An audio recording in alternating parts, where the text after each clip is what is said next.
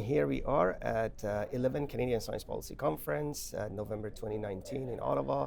And I am joined, I'm pleased and honored to join with Dr. Donna Strickland, Nobel Laureate 2018 in physics. Thank you very much, Dr. Strickland. Thank you.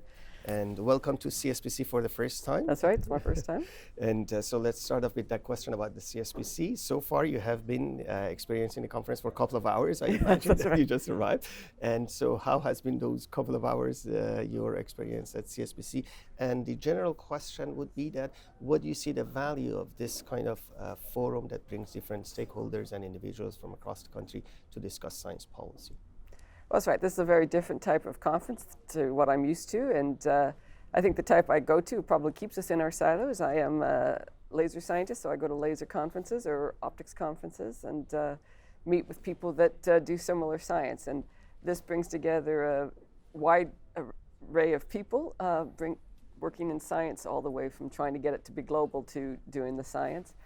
And I think we have to have those meetings. We have to have conversations between these people so that the people who are trying to get our science out there globally at least know what the scientists want, and that the scientists maybe have to understand better what the challenges are, that why we don't have more connections than maybe we do. So I think it's a great conference for that. Excellent, thank you for that, and look forward to have you back to the CSPC the next years, of course. And in the evening, you have you joined a panel discussion with the Governor General, yes, and Aubrey Broderick from Waterloo and Perimeter Institute, right, to discuss the importance and the advancement of science and physics in Canada. Exactly. That's right. Okay. So, so you received the Nobel Prize last year in 2018 in physics. I want to ask you, obviously this has been a life-changing experience, yeah, and if you are at ease to tell us about this life-changing experience, receiving the Nobel Prize, how it impacted your life, your research, and you as an individual. It's had a huge impact. This year has been a very different year for me than any other year. I probably have led a very quiet life. Even scientifically, I probably led a very quiet life. And this has put me on a world stage and had me answer questions that I don't normally have to answer. And I sit on panels that, you wonder why the expertise is there. I've sat on panels about oceans. I've sat on panels about going beyond the moon. And I keep thinking, really, I'm a laser jock. What do I know?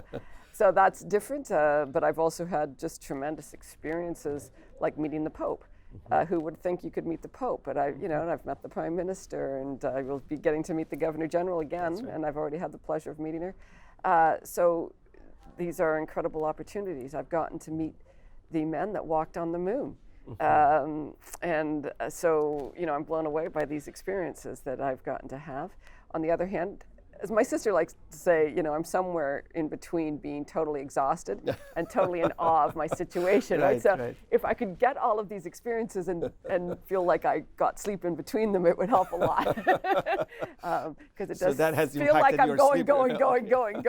I sort of feel like I'm the ever-ready bunny. And I was just asked last week for the first time for something for 2022, because I am scheduled all the way into 2021 at this point. And I just think, oh my goodness, do I get off this train?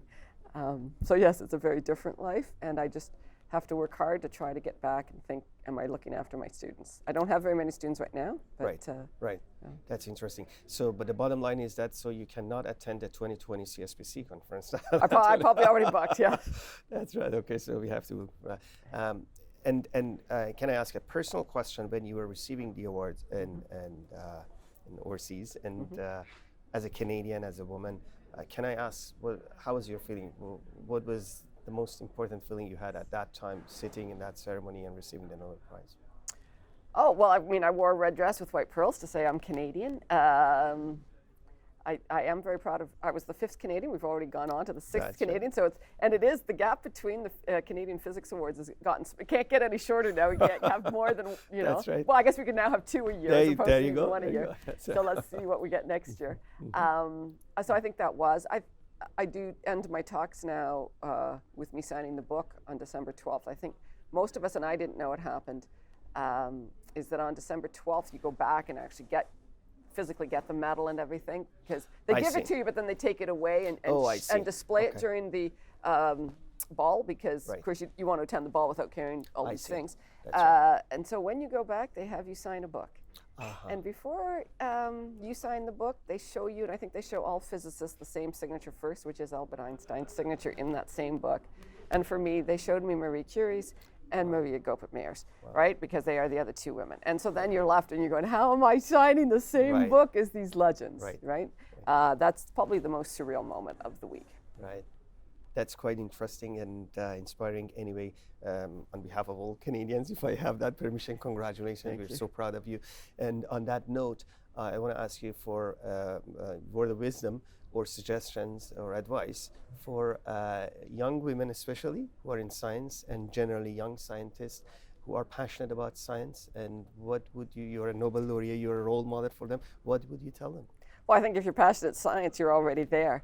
I tried to say that I think everybody should know inside them what really makes them tick. I think to some extent I was very lucky in that I was not good at very much. So the fact that I was only really good at math and physics, nobody could derail me from that because you couldn't say you shouldn't be doing it because then I would have had nothing.